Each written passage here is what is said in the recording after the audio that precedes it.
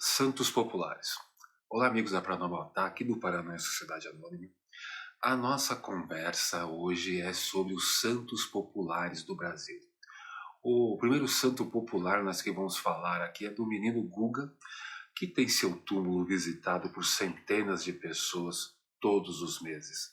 O Guga, desde cedo, não era uma criança normal, comum.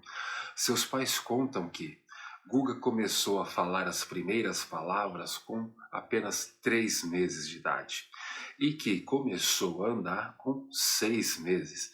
E 15 dias antes do seu falecimento, ele previu a sua passagem para o outro lado. O Guga faleceu em 1946 e seu túmulo é visitado até os dias de hoje. O fato do Guga falar aos 3 meses, andar aos 6 meses e saber o dia da sua passagem 15 dias antes de acontecer, esses acontecimentos eles são considerados o seu primeiro milagre. Um fato interessante é que seus tios, Dona Felícia e seu Stanislau, foram os fundadores da Associação Brasileira de Umbanda e estão sepultados no mesmo mausoléu do seu sobrinho.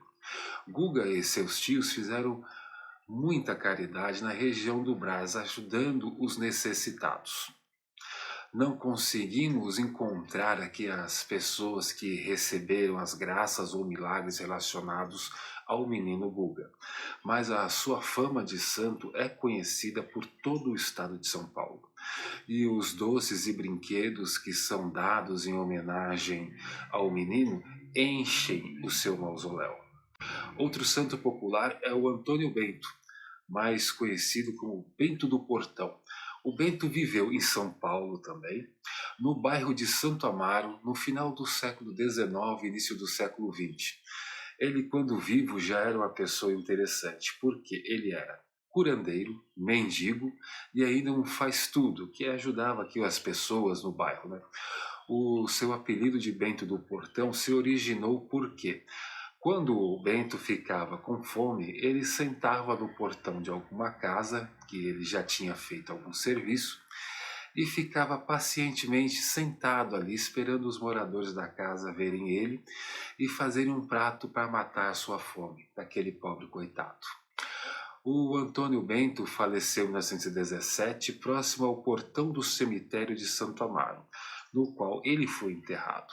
E nesse cemitério que nasceu sua fama de santo, quando seus restos mortais foram exumados e seu corpo foi encontrado intacto. A partir da notícia do seu corpo incorruptível, as pessoas começaram a visitar o seu túmulo e pedir graças e curas. Um dos milagres documentados do Bento do Portão é de uma mulher que teria as 2 pernas amputadas por causa de uma doença e ela foi até o túmulo do Bento pedindo que ele intercedesse por ela junto a Deus. Ela, após o pedido, começou a melhorar ao ponto de os médicos descartarem a possibilidade da amputação. Ela ficou curada. Um ano depois da morte do Bento do Portão, nasce Antônio da Rocha Marmo, que ficará conhecido como o Menino dos Milagres. O Antônio nasceu em 1918, no bairro do Bom Retiro, e desde criança ele tinha uma brincadeira muito diferente do futebol. Peão, bolinha de gude dos seus amigos. O Antônio ele gostava de brincar de celebrar missas e dar bênçãos nos seus amigos e nas pessoas que passavam pela janela da sua casa, que dava para a calçada. Os vizinhos se encantaram com a pureza e a inocência do menino, além de apreciarem a sua religiosidade e seu fervor católico. Mas a fama de santo começou igual do menino Guga. Ele previu a própria morte, sendo que o Guga faleceu aos 3 anos, né, de pneumonia, e o Antônio deixou essa vida aos 12 anos de tuberculose. Seu corpo está sepultado no cemitério da Consolação, o mesmo cemitério que se encontra o menino Guga, perdão, corrigindo, o cemitério do Araçá. E tem mais de 100 anos que seu túmulo é visitado quase semanalmente por pessoas pedindo bênçãos e milagres. Já falamos de três santos populares paulistanos e agora nós vamos falar de uma santa popular que, digamos, foi importada de Portugal para São Paulo. E essa santa popular se chama Maria Isilda de Castro Ribeiro, que é conhecida como Menina Isildinha. A Isildinha morreu aos 13 anos, em 1911, de leucemia no vilarejo de Guimarães, em Portugal. Não sabemos o motivo, mas o irmão mais velho de Isildinha resolveu vir tentar a vida aqui em São Paulo e ele teve uma decisão muito estranha: trazer sua irmã falecida com ele para ser sepultada aqui em São Paulo. Uma coisa que muito sem noção, mas que quem sou eu, né, para criticar, e ainda o que interessa, quando o corpo da Isildinha foi exumado na expectativa de se recolher os ossos para o translado, tanto o coveiro como o irmão da Isildinha levaram um susto. O corpo estava intacto, parecia que tinha acabado de morrer. E detalhe, já fazia 40 anos que Isildinha já estava sepultada. Mesmo diante do susto, ele ainda transladou o corpo para o Brasil.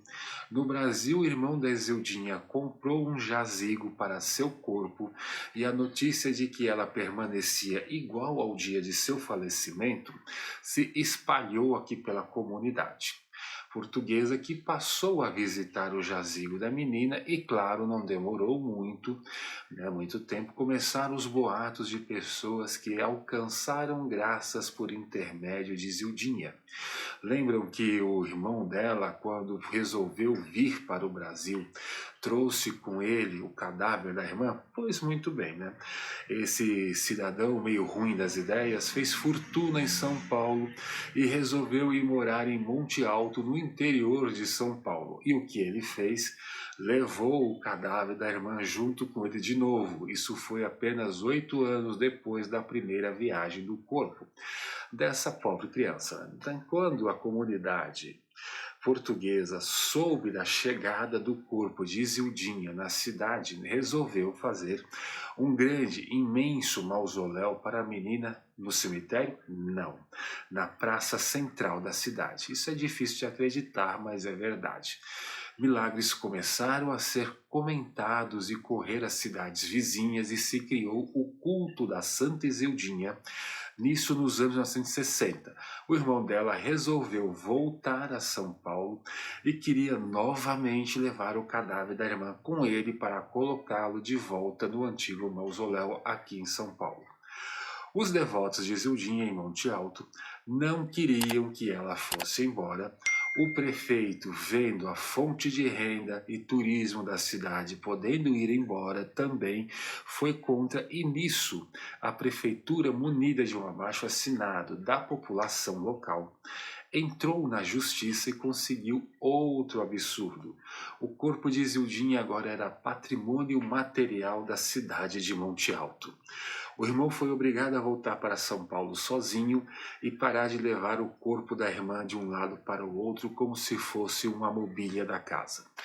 E mesmo o corpo da menina Isildinha ficando em definitivo em Monte Alto, ainda existe uma procissão de pessoas pedindo graças e milagres no mausoléu vazio em São Paulo.